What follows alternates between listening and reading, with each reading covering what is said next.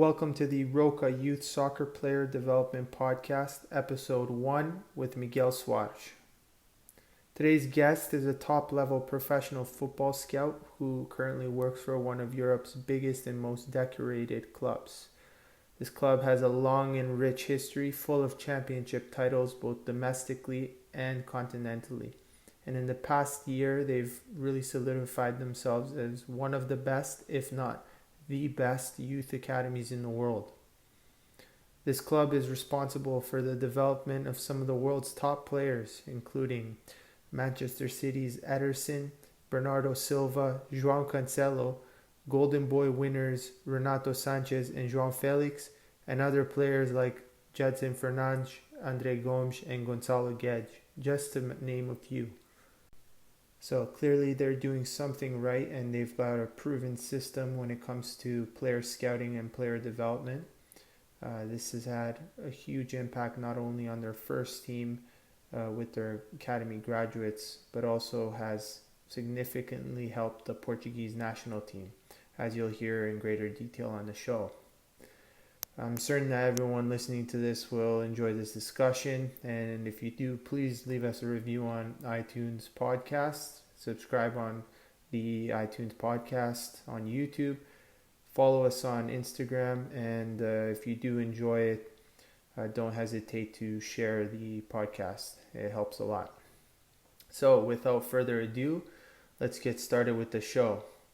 The first ever Roca Youth Soccer Player Development Podcast. I'm pleased to present today's guest, Sport Lisboa e Benfica's Miguel Soares. Miguel, welcome to the show. Thank you very much for this opportunity to speak about football or soccer. As you over there, you talk about soccer, but here we talk about football. Yes, interchangeable. I'll refer to it as soccer for today, as I'm in Canada, but you can refer to it however you'd like. So just quickly give us some information on your football background. Okay, I'm working in Benfica the last 23 years. I was a coach, then I passed to be a scout and responsible for hiring young players for the youth development program. Mm-hmm. That's my main job. We work with teams with a lot of people working for us, seeing players, and I coordinate a lot of those guys. Mm-hmm. Interesting. I'm one of the coordinators. Interesting. So you started initially as a coach. As a coach, yeah. I started coaching kids under 7, under 8, under 9. Then I passed to be the first coach under 10 and assistant coach under 15 in Benfica. I coach outside Benfica also in higher teams like the professional team. So I made all the stairs on youth under 19 until under 5. That's when we start here, trying to find the best players. It's when they're under 5. Wow, that early it starts the scouting. The scouting here starts under 5 over. So quickly, we'll just focus a little bit on your coaching at the beginning, and then take us towards when you started scouting and how you made that transition. I started coaching in our soccer school in Benfica. I started as an assistant coach. Then I went to be the first coach of under 7, 8, 9. But that's the soccer school. Then we have the competition teams, okay? It's different. In the competition teams, the kids need to be scouted to participate on those teams, okay? They start in the soccer school, all the kids pay to start learning about soccer.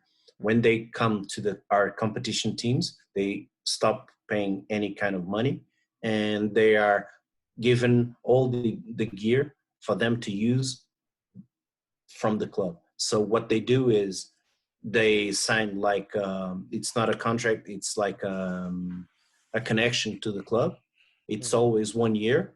In the end of each year, the kid can sign again if the club wants it, or it just stops and goes to smaller clubs. Somewhere else. Okay, got you. So, Exactly. um, the soccer school, the players pay initially. Hey, Once exactly. once they're scouted for the competition team, they move on, and Exactly. okay, and the fee goes away. And in this started 23 years ago, so it was a long time ago. Mm-hmm. What happened was, in that time, the competition teams started only when they were 9 years old. Okay, Mm-hmm. Mm-hmm. now we passed, and they start signing for us when they're 5 years old. Wow, very early on. So So when they're caught or recruited yeah. or seen, what happens is we invite them to come and train with us for us to do like a tryout Mm-hmm. and see if the kid has the quality that we want to develop. And if we say he's going to be connected with us, he stops paying anything and he receives still the gear from the club or some help Mm-hmm. financially to for them to come and train with us. And so that competition Teams. route, the competition teams, they start Yeah. as early as 5 years old, you're saying? Yeah. Yeah. And the competition, is it within, they play against other Benfica schools, or do they play against other clubs? They still don't have a federation competition, but Mm-hmm. they start playing against all the clubs around in Lisbon, Setúbal, Mm-hmm. and all the tournaments that we are invited in Portugal. And so that one When is they, is out of Seychelles? yeah, it's Okay. near the stadium. Okay. It's near the Estádio da Luz. You know it Yeah, yeah, because yeah, I've yeah, been there. yeah. I remember that Yes. part. Yeah. So that's the little turf field outside of the stadium. No, that's for the soccer schools. Aha. Okay, that's for the soccer schools. You have another field called Pupilos. I don't know if you've been there. I don't recall. No. Okay. That's where all the competition teams train. Mm-hmm. Interesting. Very good. So if You have you, 3 different spots to train. You have at Estádio da Luz, you have a small turf. Then mm-hmm. you have Pupilos with a big turf. And then you have Seixal. That's the big academy, of course. Yeah. And so at what age do they transition from the competition outside in Lisbon, and they go into the Seychelles? Seixal, usually when they're 12 or 13 years Mm-hmm. old. Mm-hmm. That's the first step. Mm-hmm. That's iniciados. Yeah, iniciados. It's the transition from infantis to iniciados. Mm-hmm. Okay, perfect. So tell us a little bit how you got started in scouting. I was invited to be a scout through the art director of the formation right now. It's, I don't know if you remember, Bruno Maruta. At the time when I was there, it was Senor Armando. Yeah, he's the new. We Yeah. have the first one. It's Pedro Milomes, and then we have Bruno Maruta, the main below the main director. He's the guy that invited me to be a scout. Mm-hmm. At that time, the scouting department was very small, and now we're really big. Mm-hmm. So That was the how, transition. got you. And to make that transition, was there some licenses involved in? Now in Portugal, you don't have a licensed scout. Okay, Okay. there's only one spot in the world that you need a permit or a valid Mm-hmm. thing from the government. That's in England. Mm-hmm. In Portugal, usually we pick up the people that have the experience of being a coach and knowing the ideology of the club Mm-hmm. and what kind of players they want, and we try to then teach them what to see and what they should do in a game situation when Mm-hmm. they're scouting. Perfect. So I was going to actually touch on that, and how similar is identifying a talented player as a coach versus identifying talent as a scout? Is there similarities? What are the differences? The main difference is usually when you're a coach, you have like a filter because you're very connected with your players. A good coach, in my opinion, should be having like a relationship as a brother Mm-hmm. or a father to a son. Mm-hmm. And as a scout, you need to be a little bit distant for you to see the best qualities on the player. As a coach, sometimes because you have that kind of connection with your players, sometimes it doesn't let you see the qualities that the kids that come for a tryout have, because you always compare your kid to the kid that's coming to the tryout. And sometimes what happens is you have a better relationship with your player and you choose always your player because you're close to. That's the human being being good with relations. That's what happens usually. Mm-hmm. So you're saying it becomes a little bit of a conflict of interest and you become biased a little bit. Exactly. Okay. You need to be the player needs to be very very good for the coach to say no, he's better than mine. That's Mm-hmm. very difficult for a coach to say that. Mm-hmm. But would you say, in terms of having an eye for the game, it's very similar. Like, if you can identify as a coach within your own team, hey, this player could be a good center back, and he's like a defensive midfielder. I see that he can maybe fit that player profile. That type of analysis would be similar as a scout and as a coach, or is it different a little bit? It's for a scout. It's better for him to have a background on being a coach Mm-hmm. because you know better the game, so Mm-hmm. you can see like when you appeared, when Sergio, when you started, when I Mm-hmm. saw you. Mm-hmm. I remember perfectly that you're not supposed to be playing inside. You're Mm-hmm. fast. You were very good 1v1, so you can easily suggest for the player, don't be a center mid, be a winger, okay? Mm-hmm. Because you have that kind of capacities. If you're not a coach, if you didn't pass through the position of a coach, you don't have the understanding of the game, so you don't have that capacity to say no, you're not a good center mid, you need to be a center back like Ferro did. Do you Mm-hmm. remember Ferro Yes, 97? perfectly. Yeah, I He tell. was our center Yeah. mid playing 7v7, but we were coaching him to be the center back. Mm-hmm. Already we knew that in the end of his youth development, he would go and be an excellent center back. But Mm-hmm. he played a lot of times as a midfield for him to have development, for him to develop other skills. Mm-hmm. Mm-hmm.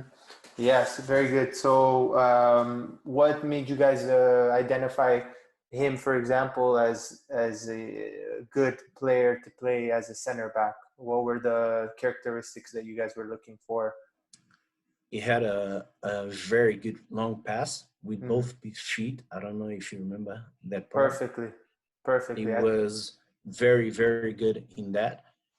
A good We did the bone exam Mm-hmm. and we knew the height that he would have, Mm-hmm. so we start building from the back, and we need a good reader of the game and a good passer also. Mm-hmm. So Ferro has all of that, and the speed, of course. Yeah, Mm-hmm. he has excellent speed also for a center back. Mm-hmm. Yeah, definitely. I actually tell the players that I coach now, I tell them all the time about the time that I was playing with him, and I remember so well being absolutely blown away by his technical ability with both feet, long ball, volleys to finish volleys. He's phenomenal, right and Excellent. left foot. Yeah. And I'd never seen. Obviously, I'm coming from Canada. We traditionally don't have as technical players. So to see that level of technicality, and we were 17 at the time, and a 17-year-old, phenomenal. So no, really, really good example there. I And there's remember you trained with the 97s in yes, yes, Benfica, yeah, and you had maybe one of the best generations that we had in the club. It mm-hmm. was the 97s. You Mm-hmm. had Ruben, the center back that's playing for Benfica and for the national Mm-hmm. Portuguese Ruben team. Dias, yeah, Yeah, exactly. He would hit everybody, right? yeah, Aggressive like well, hell. yeah, He combines very well with Ferro. You had Renato Sanches also. You had ah, João Carvalho. yeah, You had a lot of Diogo Gonçalves, Guga. You had Google, a lot of yeah. Guga is playing for the first league right now. Famalicão, yeah, I Yeah, follow. I follow all of them, their career trajectories, and see where they Guga, are.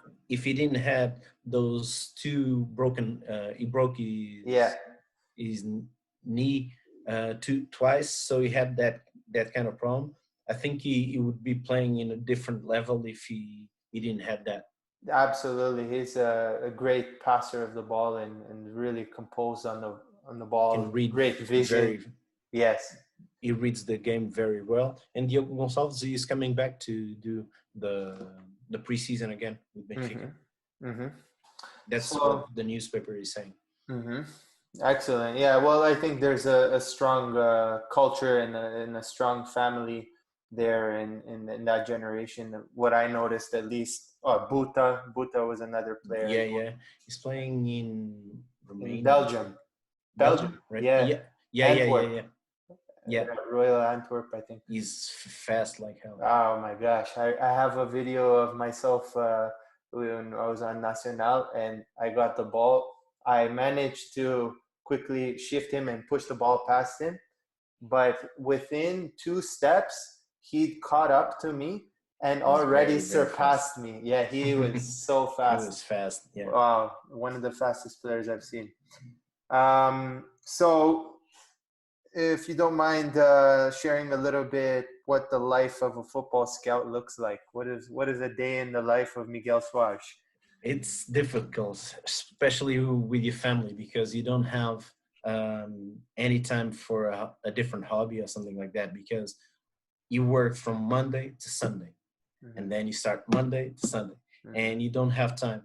Because if you want to be working in the best club in Portugal and one of the best in the world, you need to be always working, always Mm-hmm. connecting, speaking with people, seeing games. Imagine in a normal weekend, I start seeing players 9 o'clock in the morning, and I end it throughout 6, 7 to 8.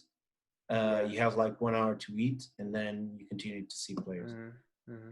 Yeah. And in the normal week, you go to the computer, you receive the files that your scouts do also, and you read them to see if they saw any good players and try to invite the good players to come and train with us.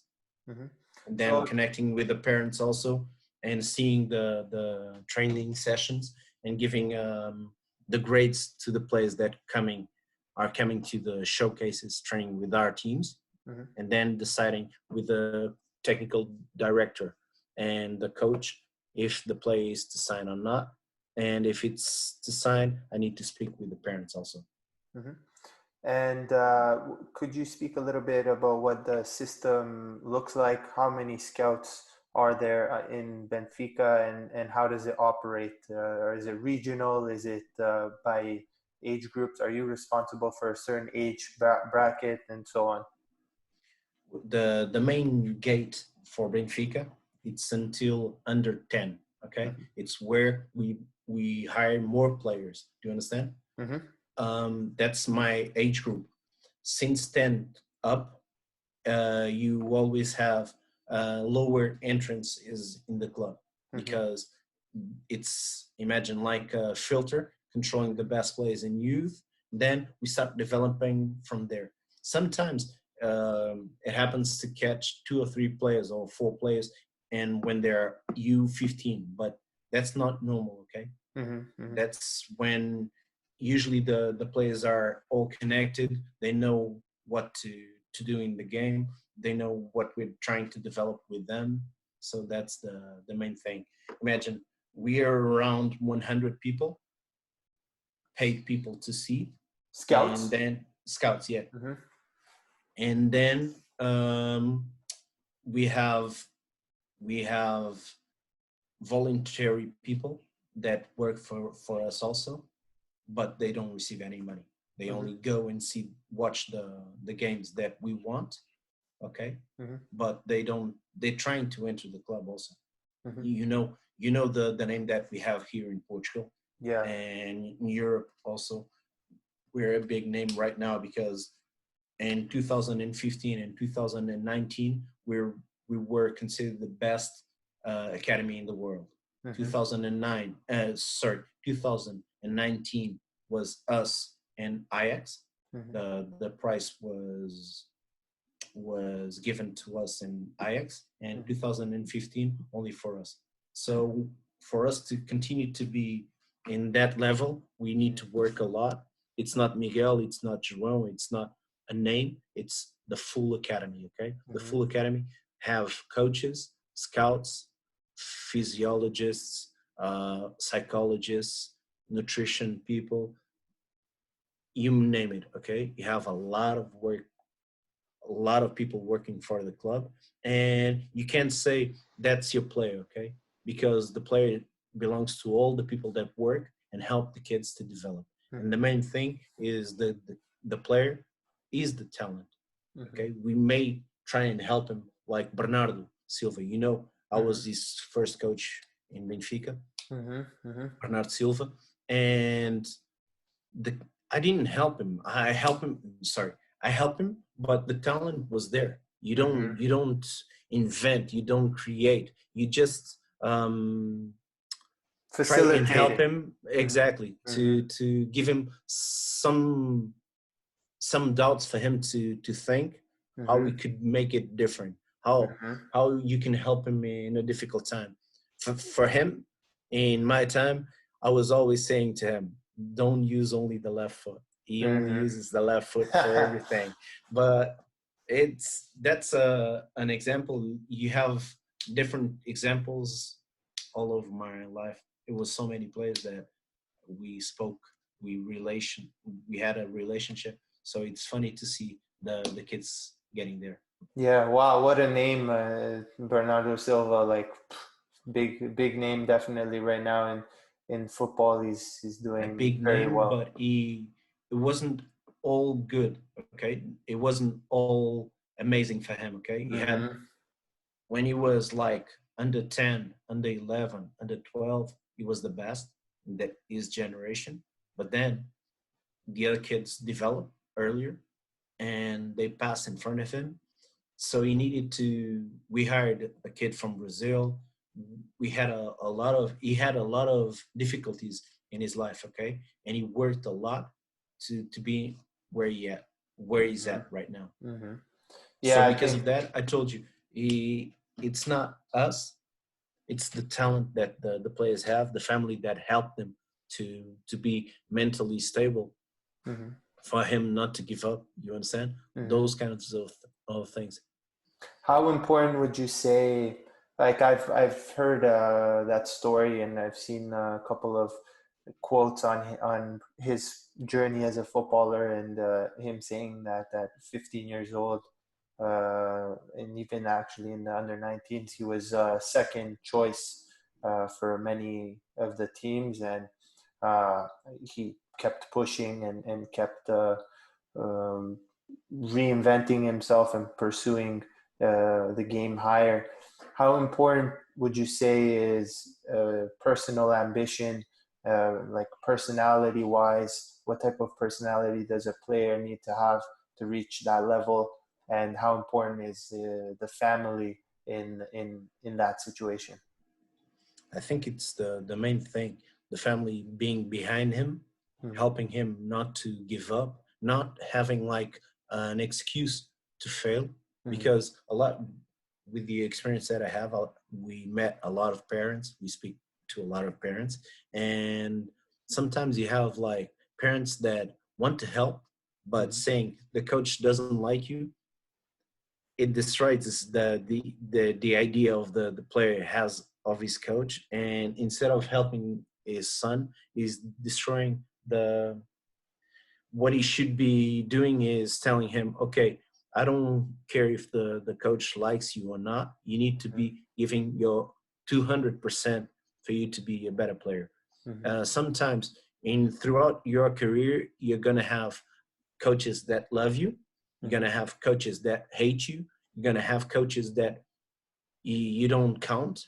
But if you work every day, every training session, outside of the training session, to be better, to repeat your work every day outside the pitch. For I tell so many times this to the parents. Imagine you train 3 hours, 2 hours a session, right? In Mm-hmm. Benfica. If he trains 3 hours, 3 sessions, he's gonna do 6 hours, right?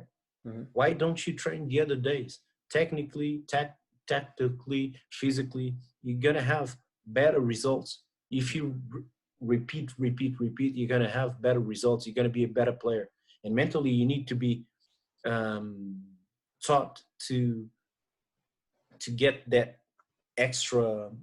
Not a lot of people can take the pain, because when everybody sees Bernardo Silva, Renato Sanches, everybody thinks, oh, they were so lucky. That's a lie, Yeah. because you train, you don't, sometimes you can't go out with your colleagues because to dance with girls, to drink anything, because the next day you're going to have a training session, you're going to have a game, so you need to be focused.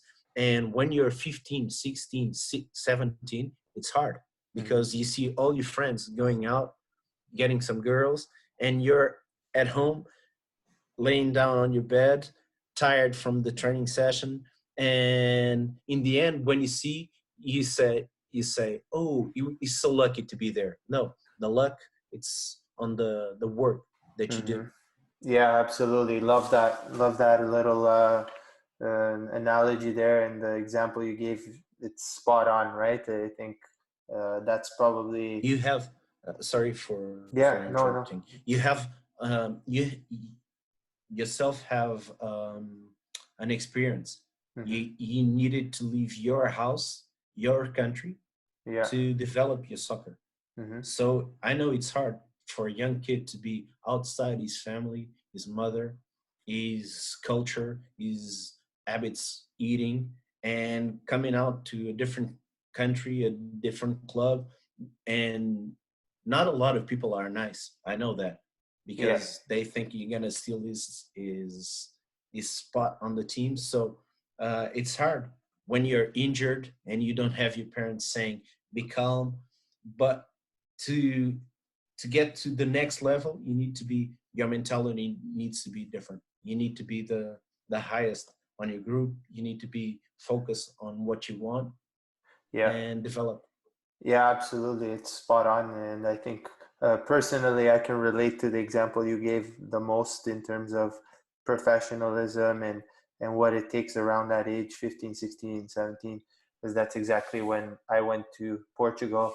And I can say personally, I made many mistakes along my career there in distractions and mentality and things of that nature, which is something that I try to instill Pass to in your players. pass to my players, and I think it makes me better as a coach that I have failed in those respects than if I was successful in them, because there's tons of success stories, and you Google, you know, Ronaldo's dedication as a 16-year-old, 17-year-old, Exactly. and but you don't hear as many stories of the ones that maybe Don't make it. don't Yeah. make it yet. So it's good to have both examples and both guidances. Now, I'd like to ask you a little bit more details on what attributes you look for as a scout in players at a young age. So take me through what you look for at a 5-year-old, at a 8-year-old, 10-year-old, and so on. I'm gonna give you my opinion. Okay, I can't give you from the club because the club would kill me. Yes. But my opinion, you need. It's important for you to be better, better, and then you're gonna have physical capacities, technical capacities, understanding of the game, and psychological capacities. Right, Mm-hmm. those four, Mm-hmm. and you need to be excellent in two at least to be a different kid. Okay, and technically or tactically or physically or mentally. Okay, Mm-hmm. psychologically. The if you have two of those excellent, that's the what we try. If you have the four, you're gonna have Messi or Cristiano Ronaldo. Yeah, Like yeah, which is rare. all exactly. Yes, yeah.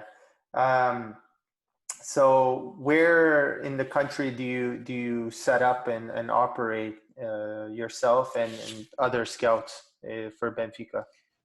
Benfica has all the main coordinators. We have work on the stadium or in the academy, Mm-hmm. and then we have some coordinators up north and up south. Okay, Mm-hmm. and they do regionally. They control Mm-hmm. regionally the Yeah. those areas, and then we do bigger showcases in the academy to try and control the best players.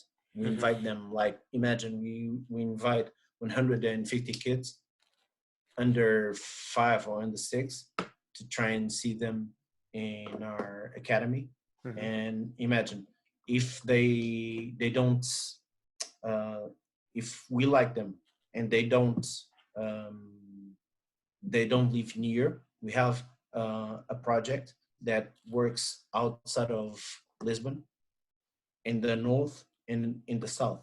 For them, teams controlled by us and controlling the technical coordinators control the training sessions, Mm-hmm. and all the kids in Lisbon and up north and down south can receive the same training, and at 12 years old they come and go to the academy. To They're Seychelles. So chosen exactly. so up until then, you guys have separate soccer schools, one in the north, one Not in. soccer schools.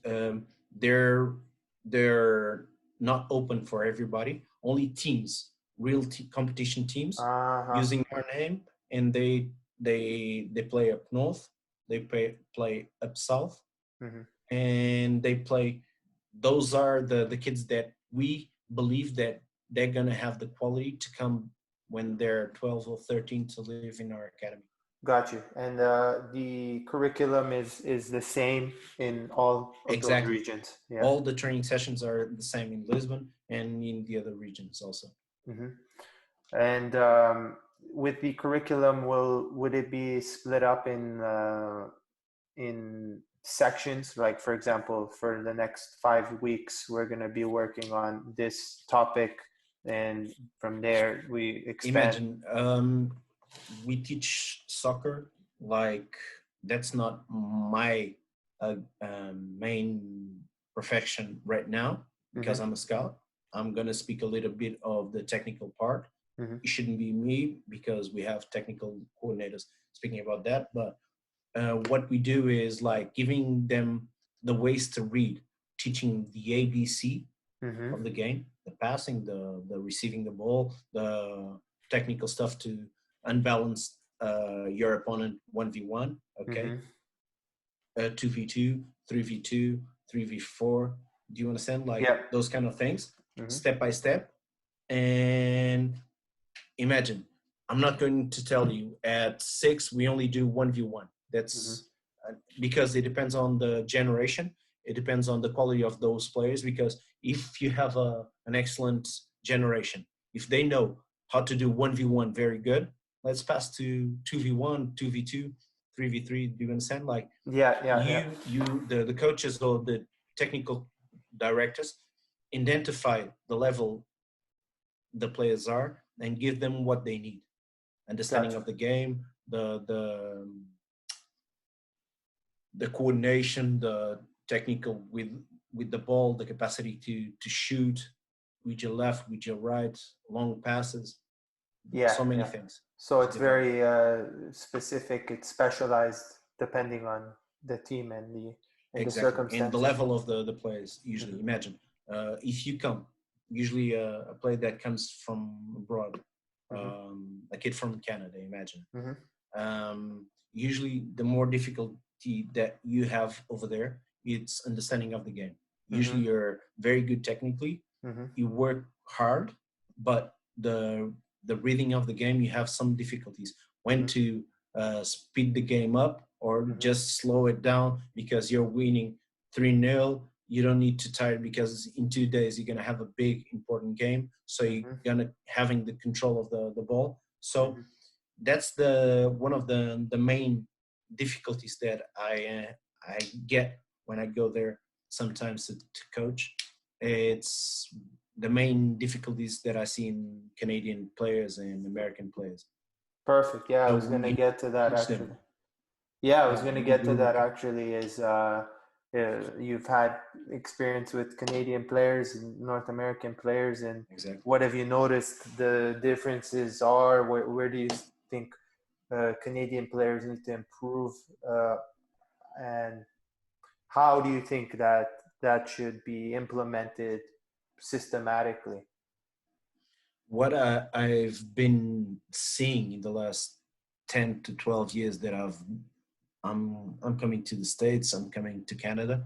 It's technically you do all the tricks with the ball. Mm-hmm. Okay, you have all the I don't know how to say it, a virgula, tesoura. Yeah, yeah, yeah, yeah, yeah. How do you call those things? The skill moves, The yeah. okay, that you have everything. You don't have you're not very aggressive. Mm-hmm. Contact with you. You don't use your body. You don't know how to use your body. That's one of the main things that you don't know how to use, because sometimes I see games there in youth in Canada, Mm-hmm. in the States, and it's so funny that if you go shoulder to shoulder and the kid goes on the floor, the refs just says it's a foul, and then I see all the parents screaming, "Oh, it's so bad!" That's nothing. Okay, Yeah, that's a normal situation. You don't use your hands to control your opponent. You know what yeah, I'm yeah, yeah, yeah. talking about, right? So you find it's a bit soft in a way. The kids are a little bit softer, not as aggressive. It's they're not. I don't know if you remember this word in Portuguese. Eles não são. I'm gonna try and tell you in English No, no, because go in no, Portuguese and I'll translate. you're It's not. fine. It's gonna be hard. Yeah. Não são provocados para isso, não são Okay. estimulados para isso.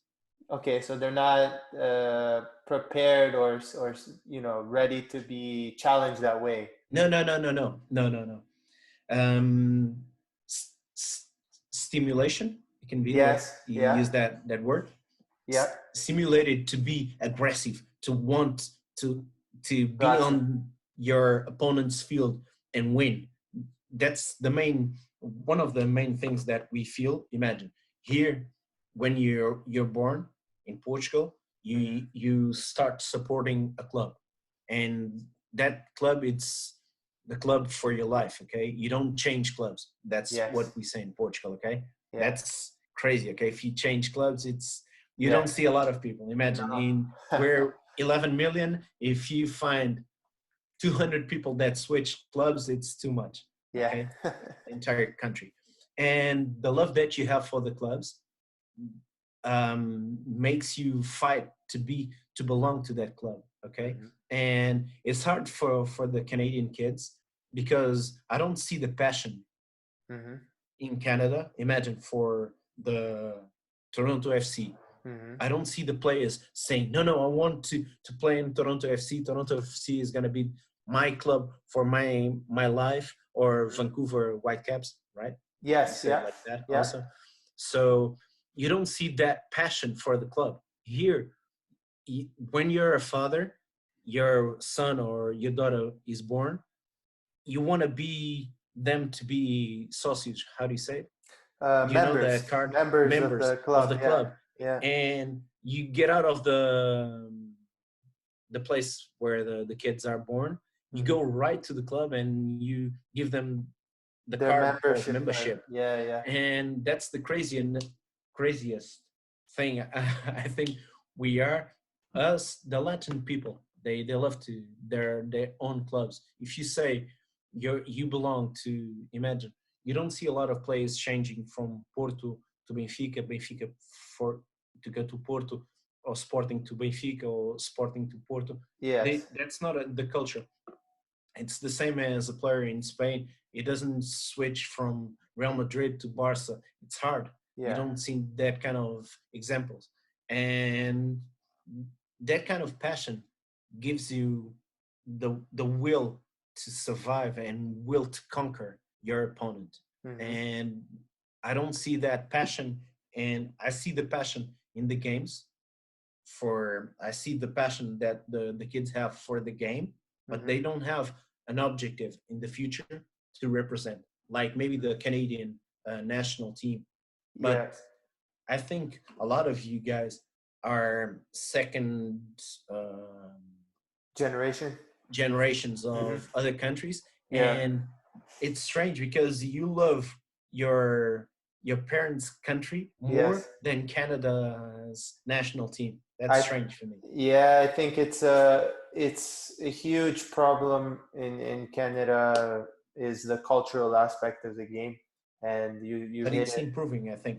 It's improving. It's heading towards a different direction, and I think the people that are in charge of Canada soccer and Ontario soccer understand that we need to create that culture in order to and how that will impact the youth to have that passion and to develop better players for our national team. But I think it also comes from the ground up. Like it's not just the organization from the top. It also can be from us as people, like you said. Many second generation or first generation immigrants in Canada support their home, their native country more than they would support Canada. And so, Imagine an Italian is from Juve, or is from Milan, or is from Inter. Is not going to change his love of his club. And in Canada, absolutely. I don't see people like defending TFC until the death. Like, imagine, you understand Absolutely. what I'm It's trying to. but I think there as well, I speak about this sometimes with some people, and you can't compare the history like Benfica and Sporting and Porto and clubs in England are more than 100 years old, and they have history. Benfica started in 1904, for you to have an 1904. idea. Yeah. So more than 100 years. Some clubs in Europe are like 200 years. They've gone through wars. They've gone through uh, endless So many battles, things, yeah. and yeah. So it's very deep rooted. And right now in Canada, it's like trying to fabricate something out of nothing. Like even the names that I see for some of the teams here, they they have no history. It's just okay. Yeah. I feel like I need to name the team this, and there's not really much history. So it's hard for people to connect and to pay their money from their salaries to go for a season ticket and to go drive 1 hour to Toronto to go see the team. TFC. It's But challenging. I've seen a growth in the last 3 4 years of the people love for TFC. Okay, I think it's starting to build, but Yes. to have a greater love, you need to have some rivals, and I don't see that. Do you understand? Yeah. Like you don't have anyone near Toronto area for you to relate to be the rivals of TFC. I Yes. don't in Canada. I know uh, Vancouver Whitecaps and TFC. I don't And then remember Montreal is the Montreal third in Impact. MLS. Exactly. Sorry. And this year, in 2019, the Canadian Premier League started. I don't know if you heard of it. No, no, I know. Yeah, so that one started, and I with 8 teams, I last believe. year I went and see a team from your second league, Yeah. and it was interesting. Running Yeah. a lot, but interesting. In Yeah. TFC area, a green team. Green team, York Mm. 9. York 9, yeah, exactly. Yes. Yeah. I Yeah. Yeah. met the coach. It was a very pleasant conversation, Mhm. and it Jim surprised me. Brennan.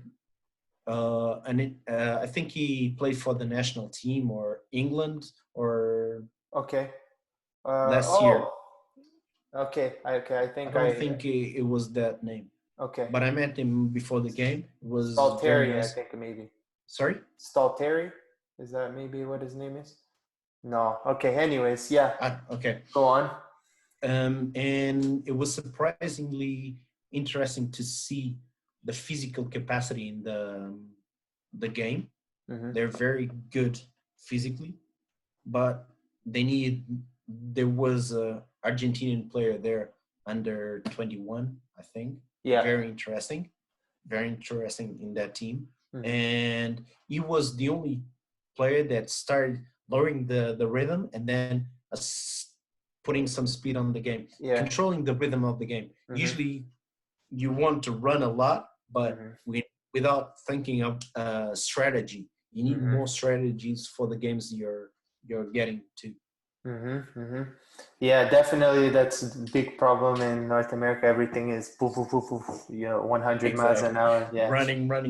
Yeah. Yeah. It's a process, I think. And let me give you another different example of our cultures. Sure. Another thing that you don't have, it's the locker room Banter. environment. Yeah. Yeah. Okay, like here in Portugal, the players are there having fun, dancing, Mm. laughing. You know it, right? Yeah. Yeah. You've been Yeah. here. You know, in there, in the States, they don't have locker rooms. They come equipped. They go to the Mm-hmm. game, they play, they go away. And that locker room, that space for the players to connect, to have fun without any parents close, without any coaches close, only for them to develop as children, as human beings, Mm-hmm. and playing as a team. Sometimes when I went to Man United like 8 years ago, 10 years ago, I went Mm-hmm. there because I have some coaches there, friends that work there, That's right. and I went to the Man U academy, and it was so funny that the coaches are not allowed to enter the locker rooms. Oh wow, yeah.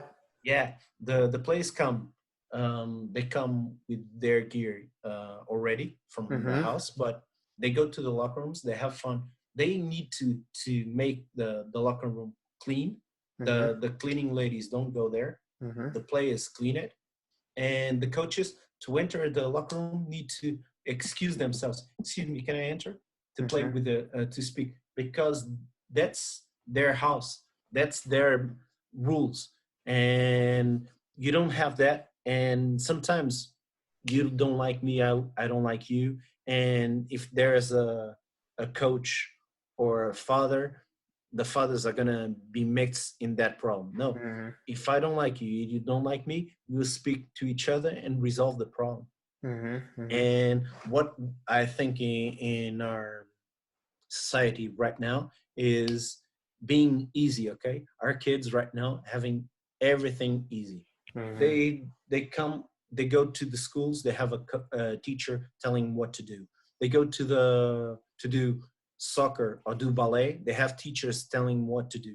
When they Mm-hmm. stop that, they go home, they have their parents telling what to do. And the game is decision. Decision making, yeah. Exactly.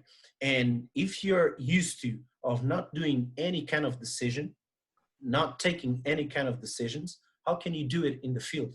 Mm-hmm. If that background, that way of like tricking your opponent, Mm-hmm. because this the a football game, it's I need to trick my opponent to get to his goal, his Mm-hmm. net. Mm-hmm. Okay, it's I'm gonna conquer your side, so I need to trick you in any kind of way to get to my goal. Mm-hmm. And if in a normal day life you're not decisioning anything, you're not going to have that decision in the game. So it's very important for the kids to take their own decisions and take their own punishments if they don't do a correct thing. Because in the game, it's the same thing. If you don't decide correctly, you're going to lose the ball, and your opponent is going to take the ball and score. So you need to be prepared mentally what you're going to do before they notice and have success with that. Okay. Yeah, spot on. So decision making is crucial in players, and probably one of the most important elements of a player, right?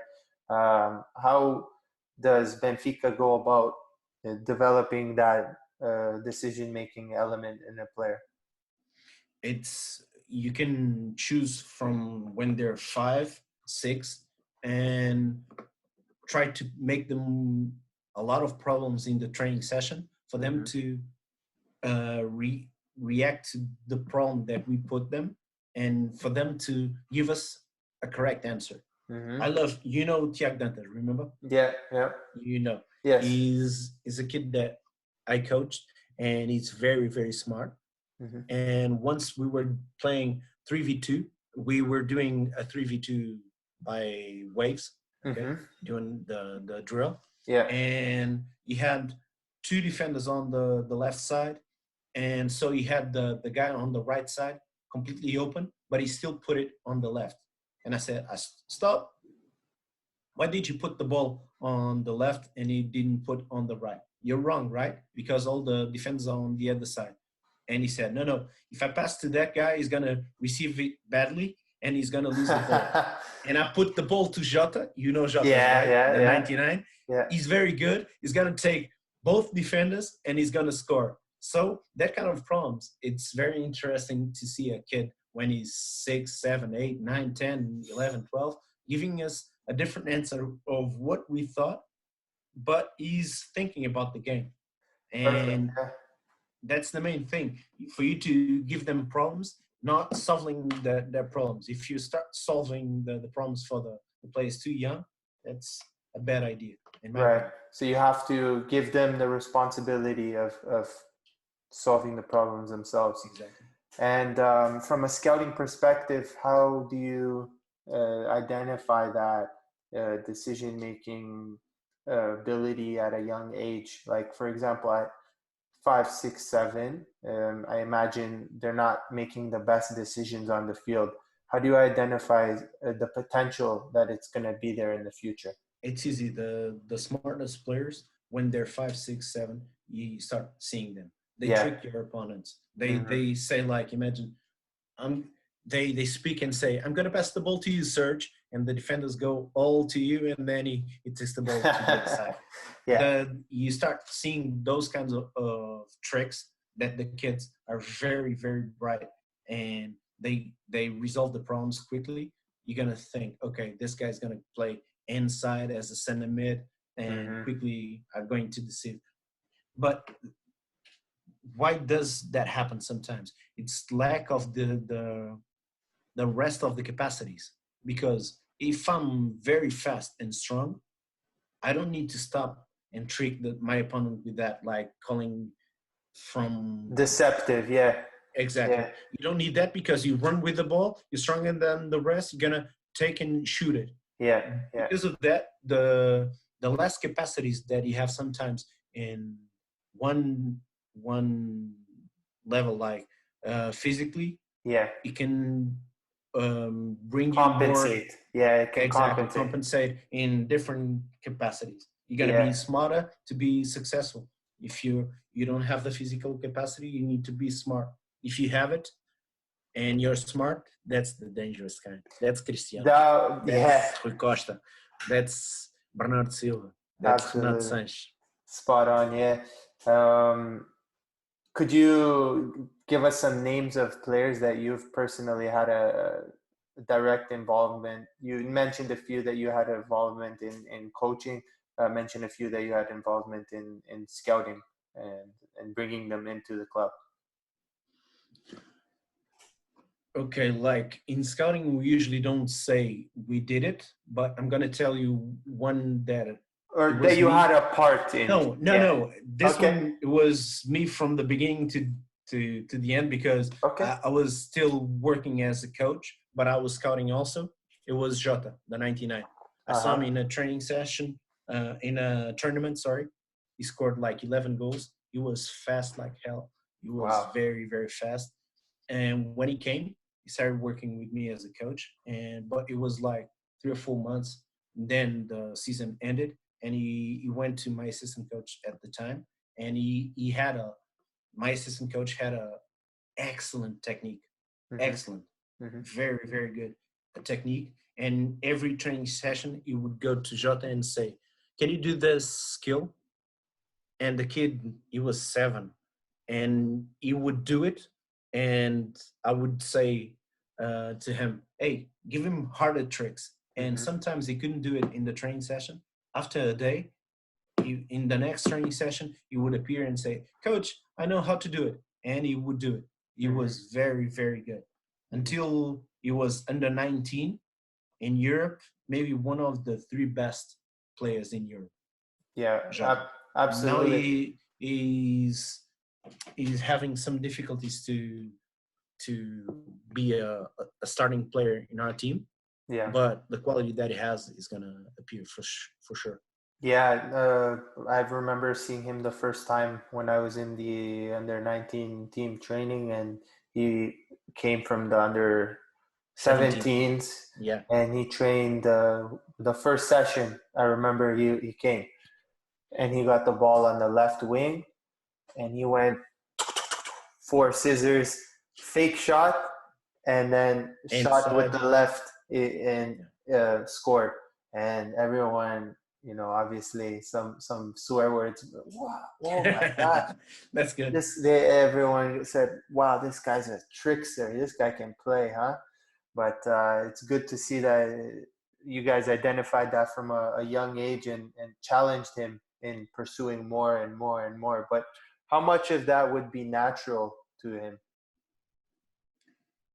He had when he was young, he had one different thing from the other kids: the ambition. He Mm-hmm. wanted to be the best player in the world, and he worked a lot. The capacity for him to learn was very very good. Mm-hmm. Okay, like sometimes it's hard for, we were speaking about examples when he's 15, 16, 17.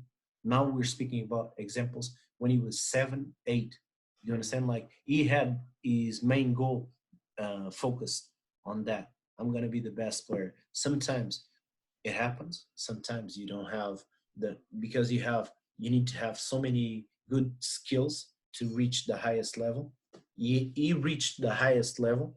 It's our first team, but he wanted to be the best player in the world, Mm-hmm. and now he's trying to develop himself. So you can't stop working. It's like Cristiano in the national team. I have some friends that work in the national team, Yeah. and they say sometimes they need to take the ball away from him. Esconder a bola. How do you say it? Yeah. Yeah. Hide the I don't know. ball. Hide the ball, because they're upset because he's always kicking the ball against the wall, and Yeah. because of the noise, they want to just hide the ball for him to stop. You Yeah. understand? Yeah. Uh, Jota is like that. He Mm-hmm. still works a lot. He wants to be one of the best. Mm-hmm. And That was his main characteristic when he was a young kid, learning excellent. fast and ambition. Mm-hmm. Very interesting. So, is that? Do you think that you can develop that in a player, or are they born In with that? the focus, no, the focus, it's very hard. Mm-hmm. Sometimes the players change when they get a little bit older, like 16, 17. They Mm-hmm. see they're closer to the professional team, so they Mm-hmm. change their habits.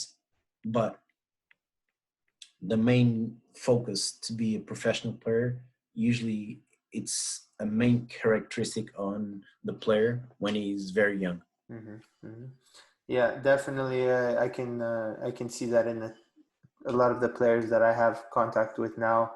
There's some that are just for fun and more recreational, but the ones that want to be professional, I don't have to push them. They know and they do it themselves.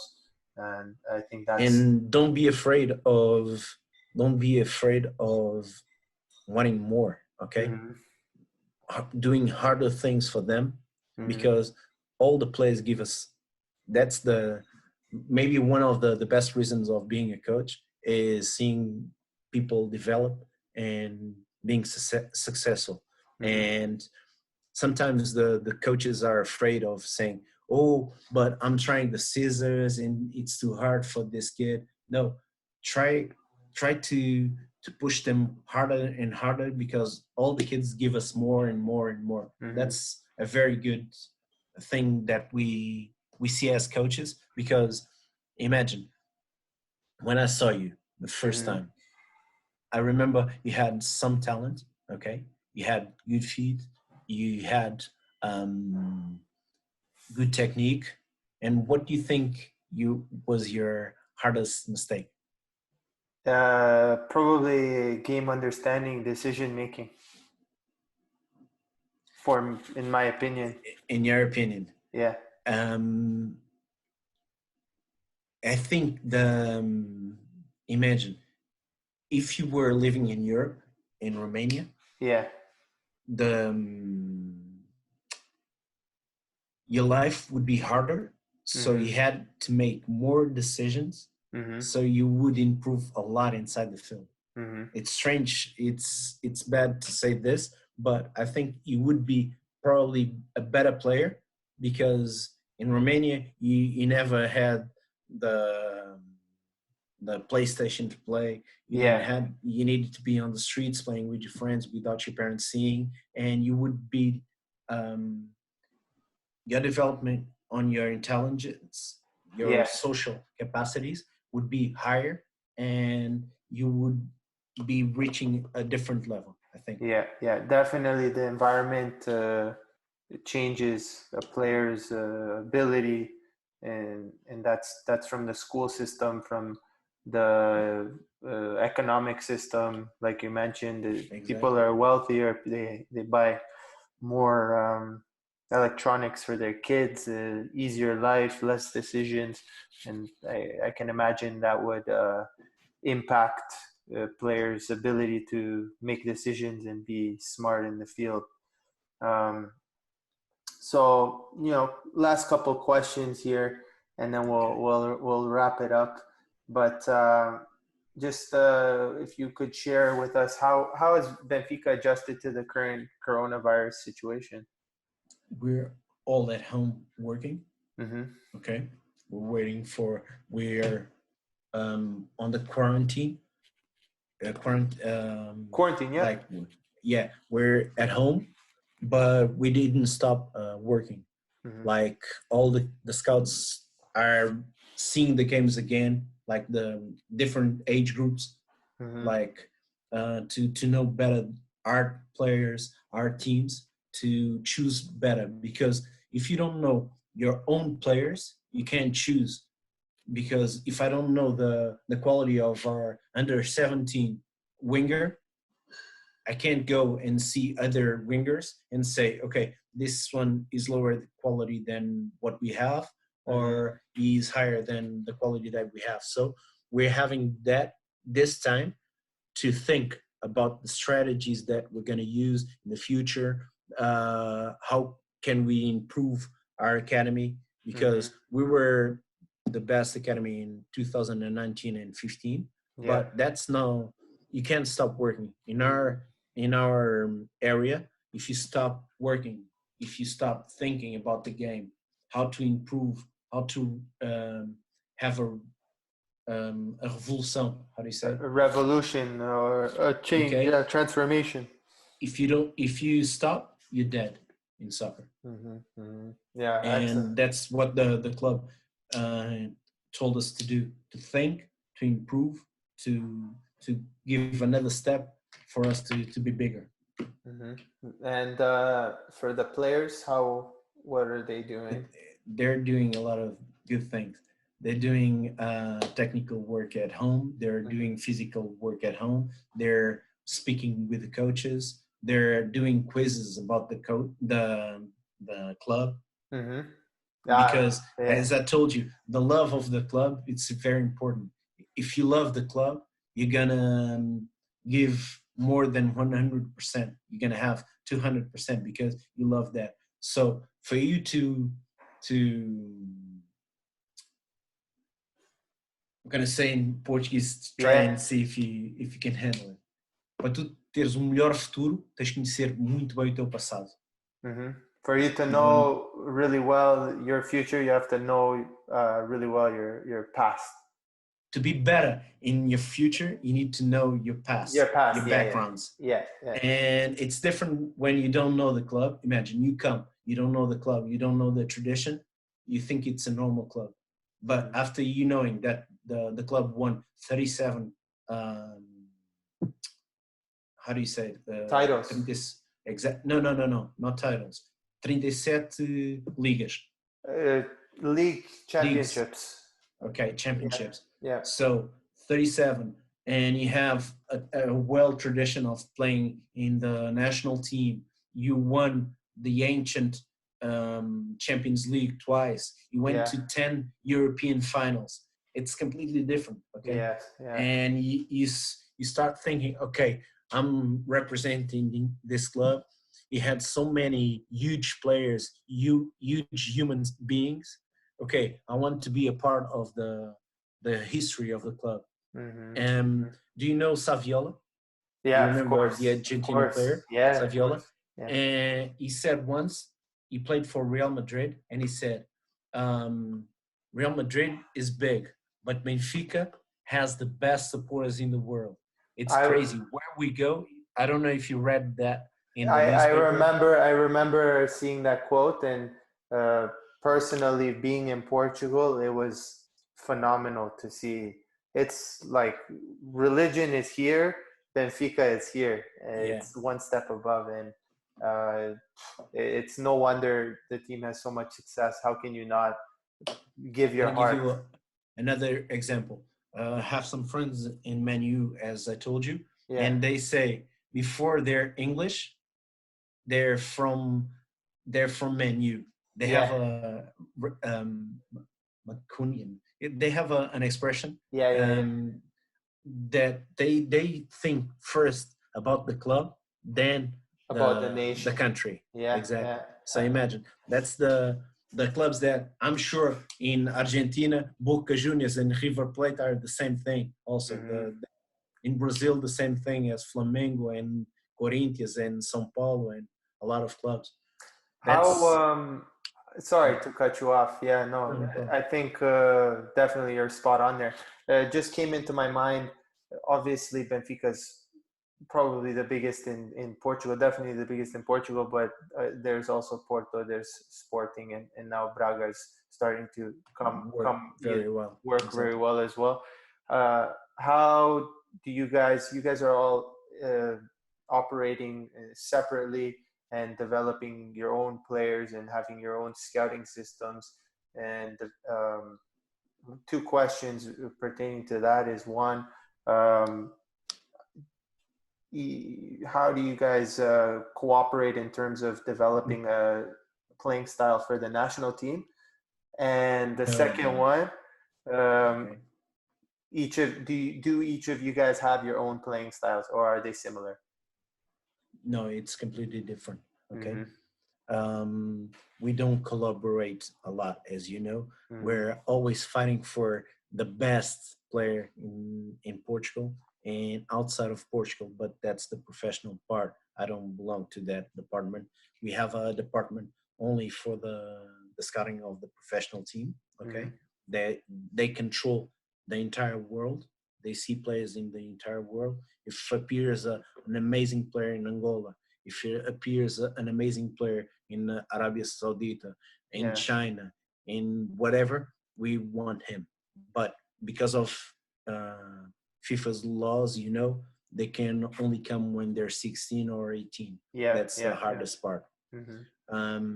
But in Portugal, we right now, we're maybe the biggest name. I think, in my opinion, it's the biggest name. Definitely. And because of the releasing of the the players that we did in the last 10 years, it wasn't only the Portuguese players. Di Maria came when he was 18. Yeah. Matic was in our club when he was very young. He went to Chelsea and he didn't play in Chelsea. And then he came and he was very recognized as a player. You have a lot of foreigners examples that came when they were 18 to our club. They exploded and then they went to other leagues that have more financial power. They don't have imagine, as an academy, we don't lose to anyone in the world, but financially wise, and in our first team, what happens is Renato appeared, 40 million. Matic appeared, 30 million. Goncalo Guedes appeared, 30 million. So this year, João Felix appeared, 126. Yeah. So what happens is the other leagues recruit a lot in our club.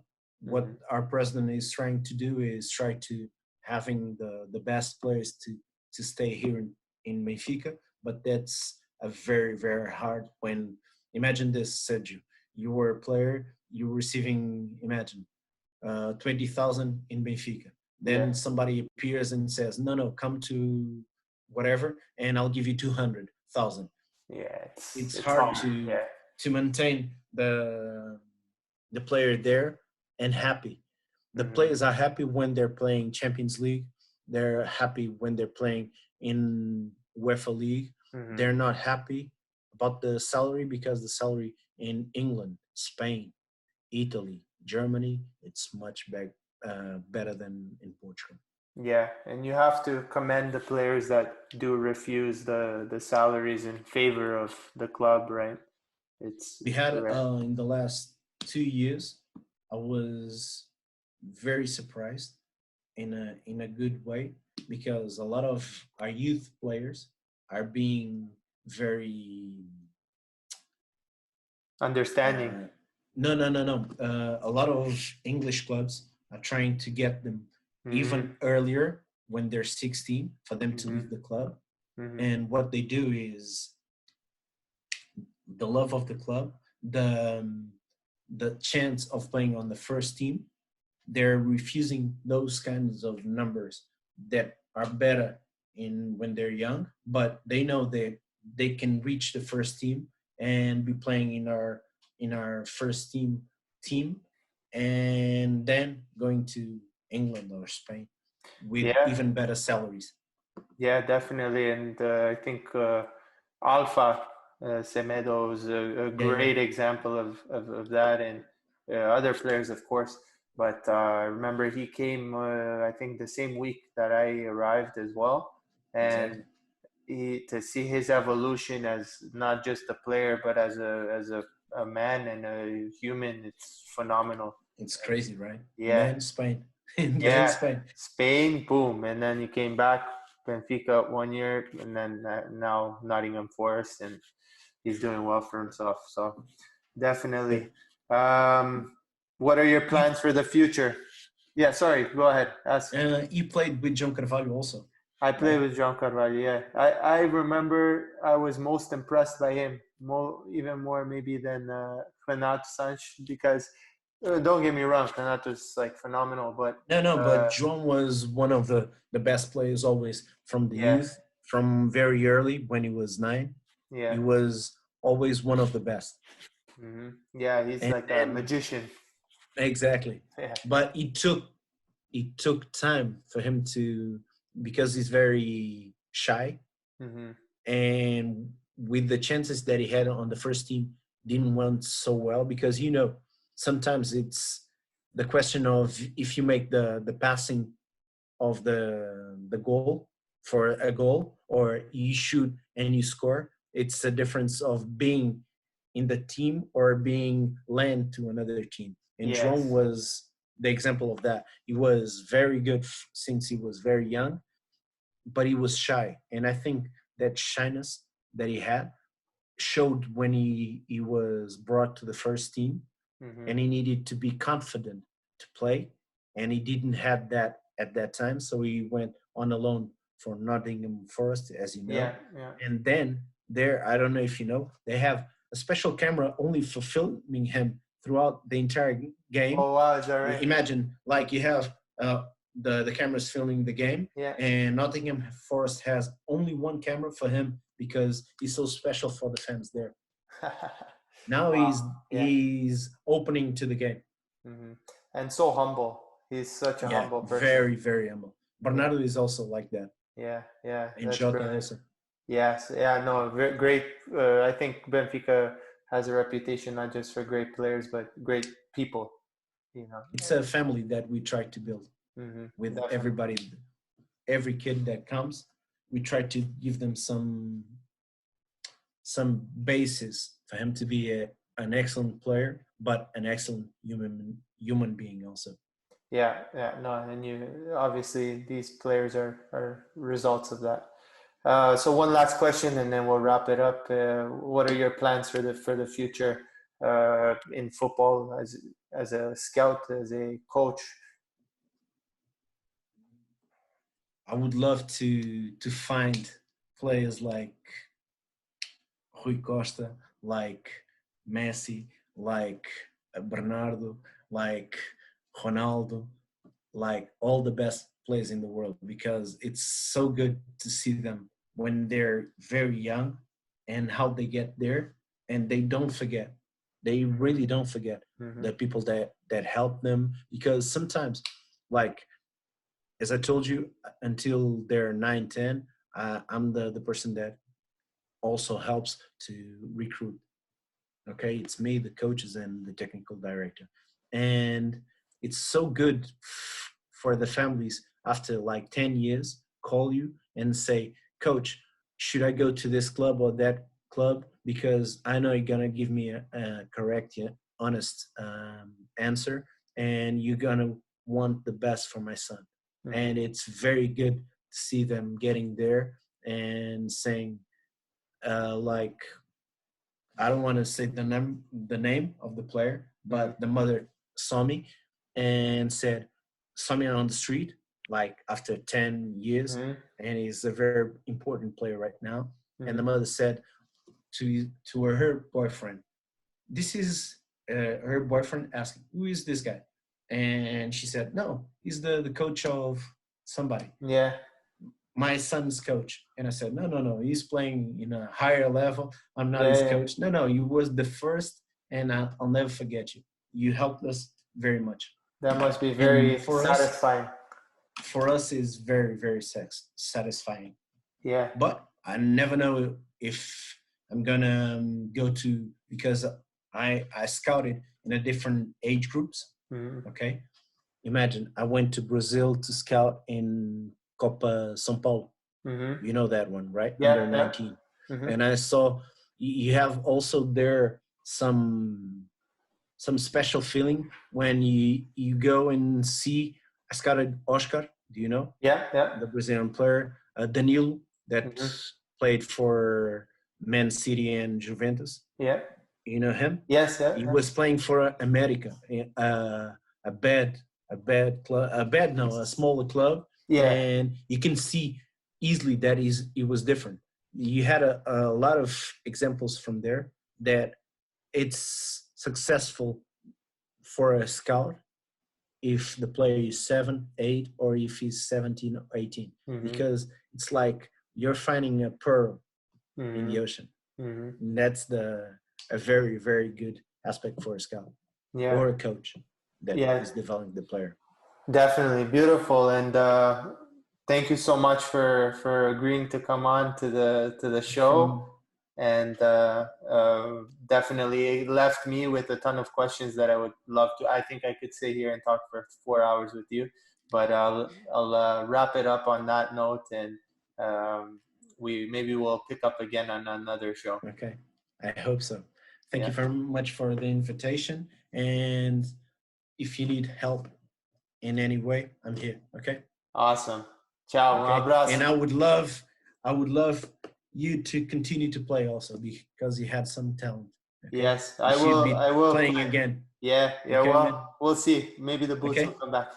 I hope so. I hope so. Okay. Bye-bye. Cheers, man. Cheers. All the best of Yes. the program, and to you also, and to your players. Okay. Thank you. Likewise. Bye bye. Bye-bye. Cheers.